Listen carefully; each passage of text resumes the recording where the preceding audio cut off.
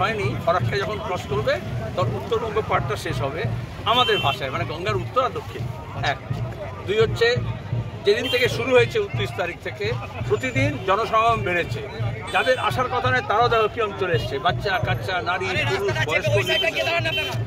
শুধুমাত্র আমাদের সংগঠিত জমায়েত নয়, তার সঙ্গে হচ্ছে যারা ভুক্তভোগী মানুষ, সে যে দাবিগুলো সামনে নিয়ে আসা হয়েছে শিক্ষার প্রশ্নে, স্বাস্থ্যের প্রশ্নে, কাজের প্রশ্নে, জমির প্রশ্নে, বাঁধের প্রশ্নে, বন্যাক্লিষ্ট মানুষের প্রশ্নে, পাহাড়ে যে ধস হয়েছে তার প্রশ্নে, চা বাগান, পাট চাষি, পাট কলের শ্রমিক, সব অংশের মানুষকে ছুঁয়ে যাচ্ছে। এবং এটা এই প্রথম বাংলার রাজনীতির ইতিহাসে, দেশের রাজনীতির ইতিহাসে এটা কোনো একটা নেতা কেন্দ্রিক নয়, কোনো একটা দাবি কেন্দ্রিক নয়। কারণ যত নির্বাচন এগিয়ে আসে দেখবে এখনই শুরু হয়ে গেছে বিজেপি তৃণমূলের মধ্যে আরএসএস পরিচালিত ফান্ডামেন্টালিস্ট সাম্প্রদায়িক শক্তি, তারা সবাই হিন্দু মুসলমান মন্দির মসজিদ এগুলো নিয়ে আসবে।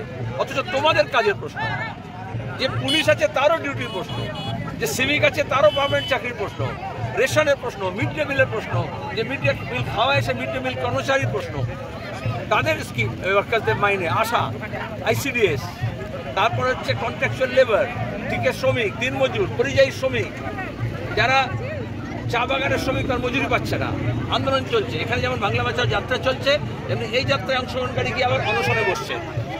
এইরকম যারা শিক্ষক নিয়োগের দুর্নীতির শিকার হয়েছে তাদের দাবি দেওয়া নিয়ে, স্কুল কলেজ বন্ধ হচ্ছে তাদের দাবি নেয়। এটা হচ্ছে একটা অদ্ভুত নতুন এবং কত উৎসব তৈরি হয়েছে।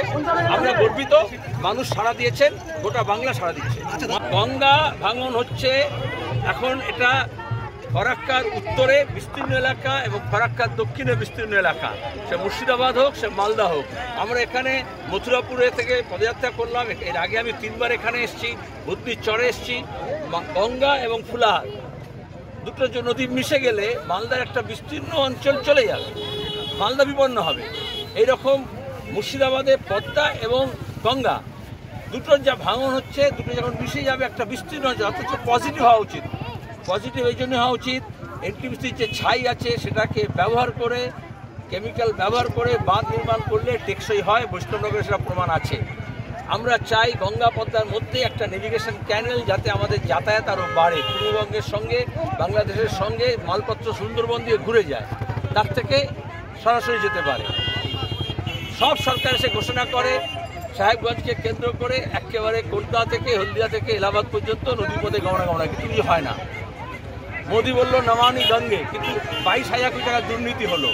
আর গঙ্গায় যে মানুষ ভিটেমাটি ছাড়ছে তারা কোথায় যাবে তার কোনো পুনর্বাসন নেই। বামফ্রন্টের আমলে আমরা পুনর্বাসন করতাম, এখনও তুমি গঙ্গার দুপারে গেলে, বৈষ্ণবনগরে গেলে দেখবে সেই আবাসনগুলো আছে।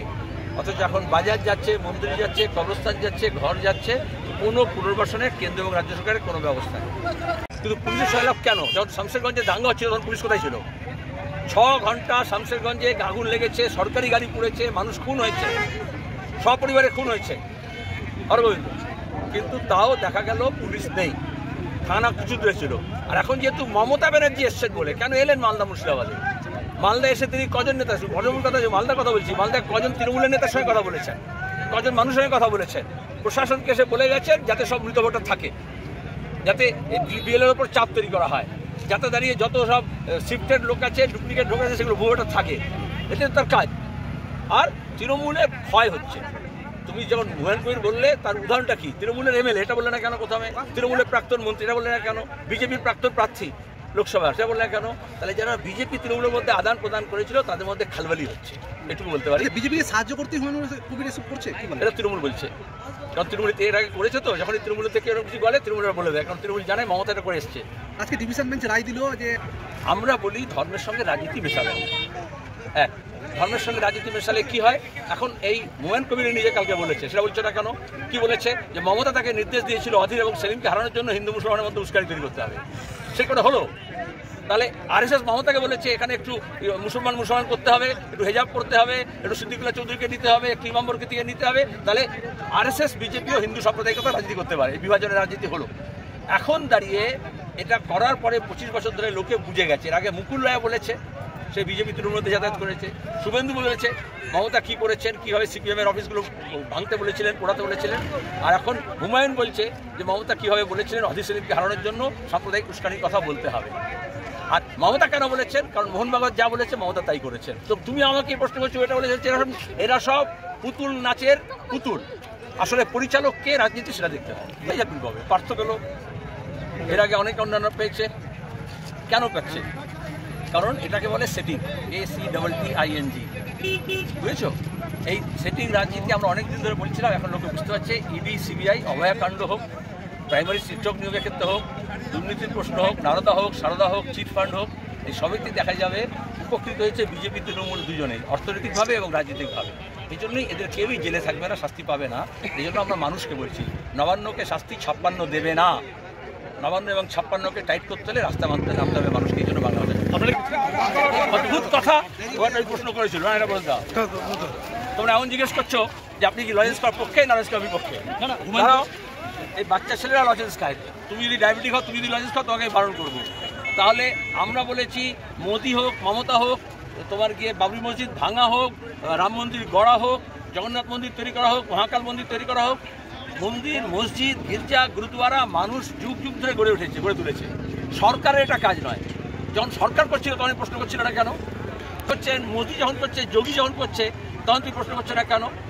আর তৃণমূল যখন হুমায়ুন কবির হিন্দু মুসলমানের মধ্যে সেন্টিমেন্ট তোলার জন্য উস্কানিমূলক বক্তৃতা করলো, তৃণমূল সাসপেন্ড করলো না।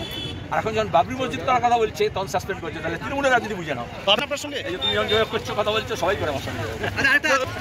এই তো মন্দির মন্দির রাজনীতি, এটাই ধরতে হবে।